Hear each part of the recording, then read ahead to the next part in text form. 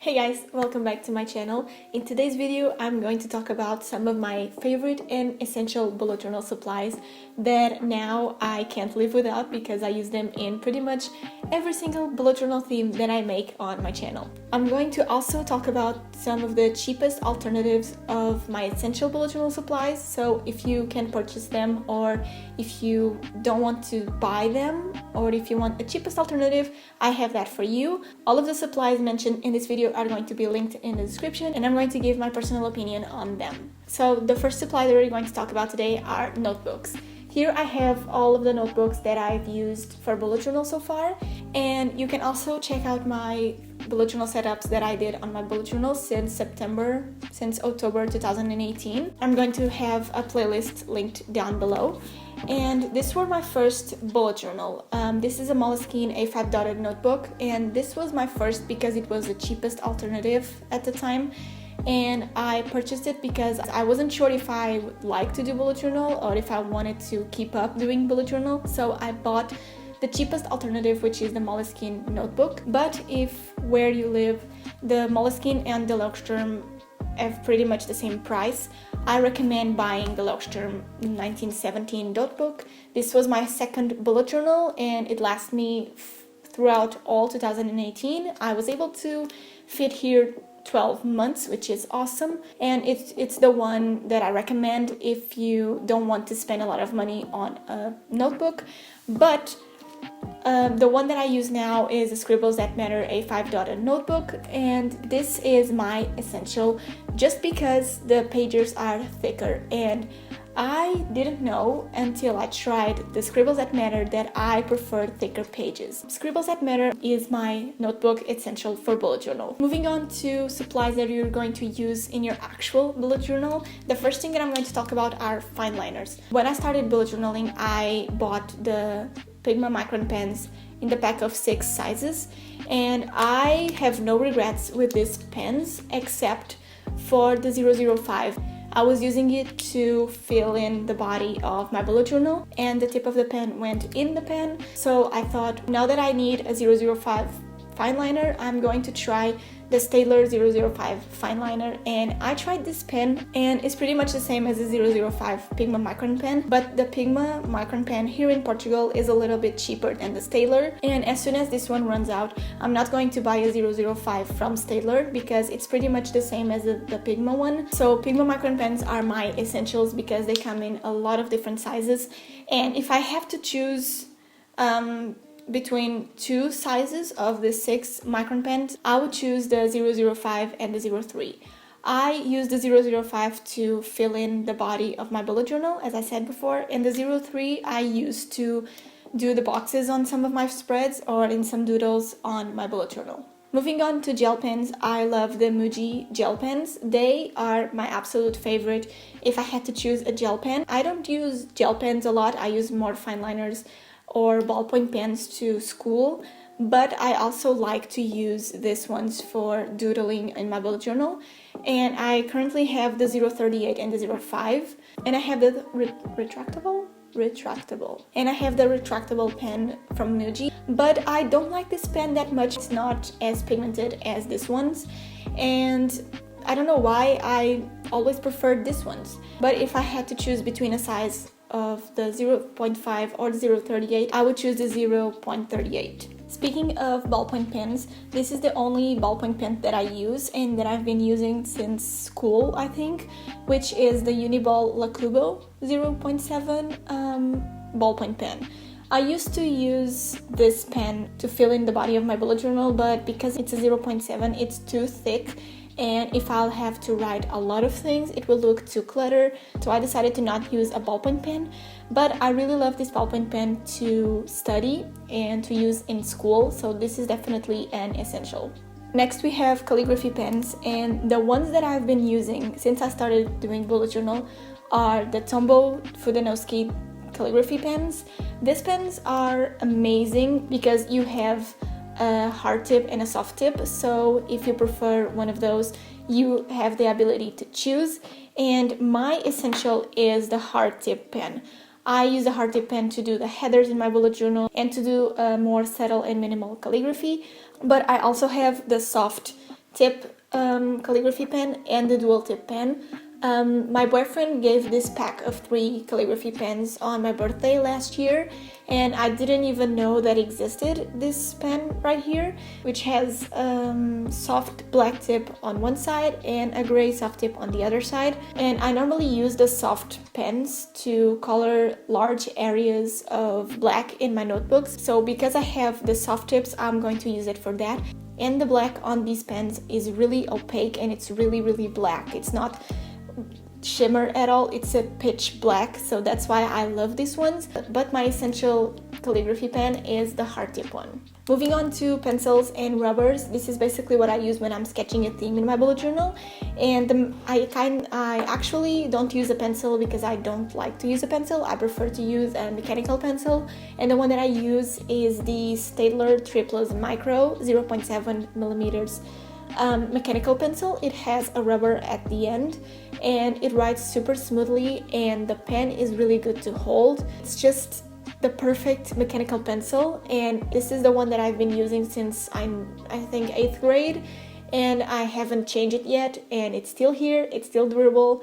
And I actually don't use the rubber on the mechanical pencil because I just don't remember that I have one there, but it's really useful to have if you need one. But this is my essential mechanical pencil. I have another mechanical pencils in my stationery box, but if I have to choose one, I would choose this one. Now for rubbers, the one that I use is this rubber pen by Rothring. I don't know if that's how you pronounce it, I hope I pronounce it right. But I love this rubber pen because you don't use your hand to touch the rubber, and it doesn't let those like rubber flakes on your pencil case, because you can put the rubber like this inside the pen and it keeps it here, and it's just better. I don't know how to explain it, but it's just better. I prefer to use this one instead of a normal rubber. And for more sketching in my bullet journal, I use a kneadable eraser. This one is from Faber-Castell, and I don't have the box, but if I can find it, I will put it here, the image of the box. And it was pretty cheap, so I thought, well, let's try it. And it's really good if you sketch and if you don't put a lot of pressure on your pencil on the notebook. But if you write like a text, you can't erase with this one because it's just for sketching. It doesn't work as a normal eraser.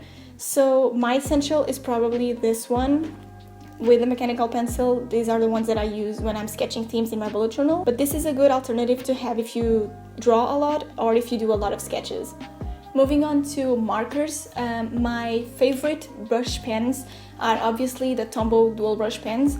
When I started bullet journaling, I only had the black and the gray, and I decided to build my collection on Tombows, and I used Tombow dual brush pens in all of my bullet journal setups. I think the only one that I didn't use was on my June setup, but I normally always use Tombow dual brush pen for a theme, because when I think about a color or a theme, I try to match the theme or the color scheme with Tombow dual brush pens. So these are definitely my essentials, and they can get pretty expensive, especially if you buy like the packs. I only buy them in singular because I only buy Tombow dual brush pens if I need them for a theme or if I need a specific color for the theme, because if I don't, I will use my Crayola Super Tips or other pens, and only if I see like, oh, I need that specific color, it's when I buy Tombow dual brush pens. But a cheaper alternative to these pens are the Zig pens. I don't know the name, I just know that they are from the brand Zig. I will put the image here. My friend actually uses them, and I find that they are pretty much like Tombow dual brush pens, but because I started buying Tombow dual brush pens, I will obviously continue to buy them and not going to switch to other brush pens. These are my essentials, and what makes these pens my essential is that I don't buy them as an addiction. I just buy them if I need them for an actual theme. Moving on to my favorite markers, I have to say that my favorite markers are obviously the Crayola Super Tips.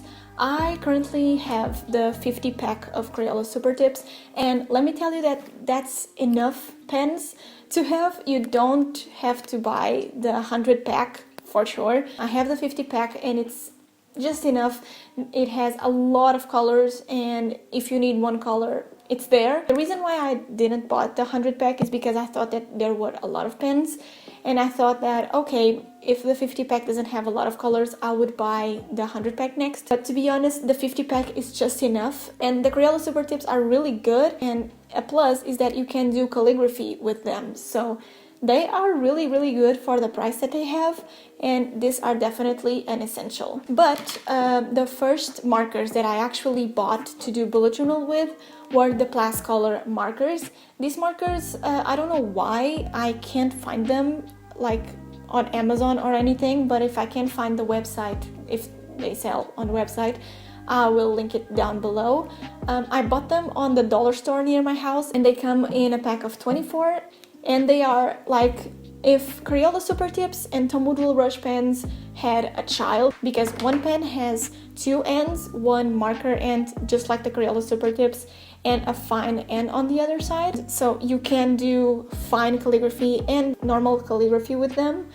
And let me tell you that the tip of the marker, it's really similar to the Crayola Super Tips, but writing with them, it's easier to do calligraphy with than with the Crayola Super Tips. I don't know much of a difference, but it's there, you can tell when you write with them. But for some reason no one knows about these pens, and I bought them near my house in a dollar store because I thought like, okay, let's try bullet journal, let's try a little bit of color, just buy the 54 pack. And they suit me really well, and I still use them until this day because they are just easier to use and they do the job. Even though they are just 24, they have a lot of colors and they are really useful, and you can do calligraphy with them, so you can't ask for more from these pens. But of course, that if you can't find these ones, I recommend the Crayola Super Tips, but they are definitely an essential. And they are labeled with the number because I obviously needed to label them to know which color matches with which pen, and I'm thinking about doing that with my Crayola Super Tips, so probably stay tuned for a video like that.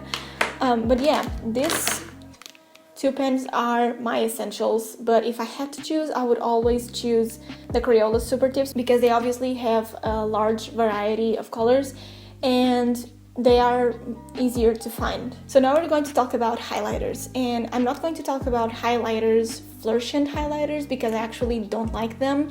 I prefer the ones that are mild liners or pastel highlighters. So the ones that I use more frequently are the Stabilo highlighters. They are the Stabilo Swing Cool highlighters, and they are the cheapest alternative if you want highlighters that are pastel. They come in 6 colors and they highlight pretty smoothly, and the colors are really pretty. But of course, that if you want to be a little bit extra, you have the zebra bound liners that work the same way, and they have the fine tip on one side and the bold tip on the other side, which is something that the Stabilo Swing Cools don't have. But to be honest, I love the Stabilo Swing Cool ones. I use them for school on my study notes. But when I bought the zebra mild liners, if you watched the video and if you were here when I post that video, I'm going to link it in the cards. I said in that video that I didn't understand the hype for these markers because they are just pretty on the outside and do the same job as these ones. So as a person that already had these ones, I wasn't understanding why people liked these ones when these ones were cheaper. But I get the hype because they are really pretty and you have a larger variety of colors that you don't have with these ones. I understand that. I think now mild liners come in like 25 colors, and the Stabilo Swing Cools only come with 6 colors, so you obviously have a disadvantage there. But what I found was that you don't have the same colors that you have with the Stabilo highlighters. In that video that I linked in the cards, I showed like a comparison of both of these highlighters, and you actually don't have or the orange or the yellow or the pink on the zebra mild liners, but you have the green, the blue, and the purple on the zebra mild liners. So it's basically what you want and your preference, because you can have more pastels here. If you want more colors, you can have the zebra mild liners. But if you want a cheaper alternative, what I recommend are the Stabilo ones. But if you want the zebra mild liners, what I recommend is to buy them in singular. Don't buy them in packs, because I bought the 3 main packs and I only use 7 of them, because the other colors I don't use as often, and some of them I don't use at all because I don't like the colors, especially the fluorescent ones. They are not for me. I hate fluorescent ones. I thought that they were pastel, but so it's not a great choice to buy the 3 or 4 packs. I recommend buying only them singular. And if you have someone that has zebra mud liners, what I recommend is obviously use them, try them, and buy just the ones you like, because they can be pretty expensive.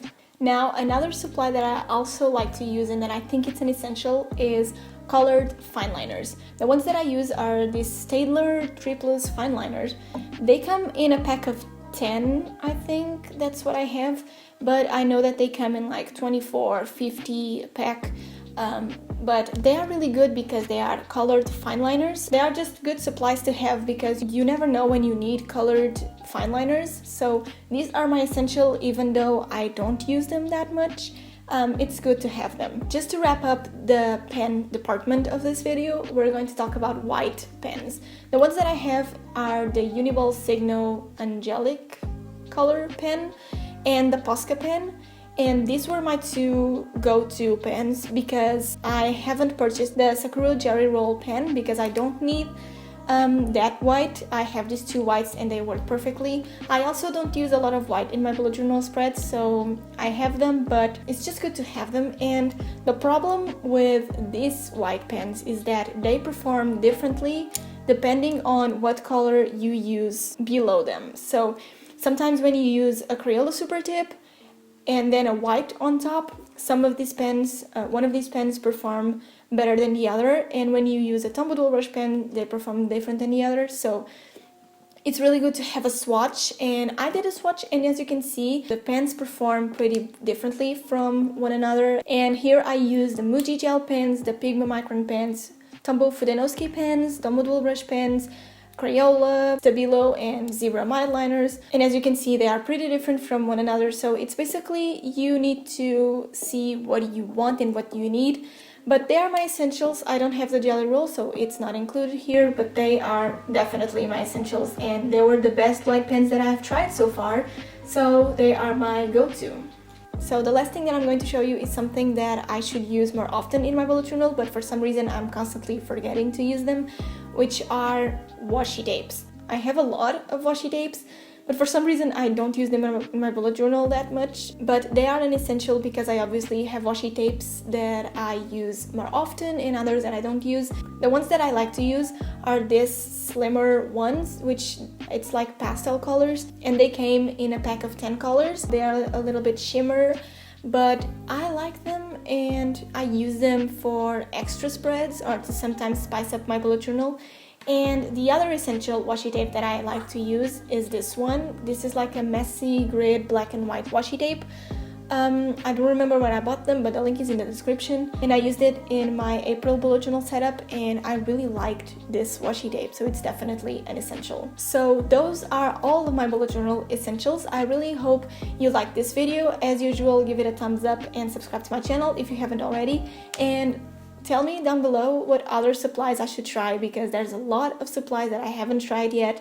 But I love stationery and I love to try different pens. So if you have some suggestions, leave them down below and I'll see you in my next video. Bye!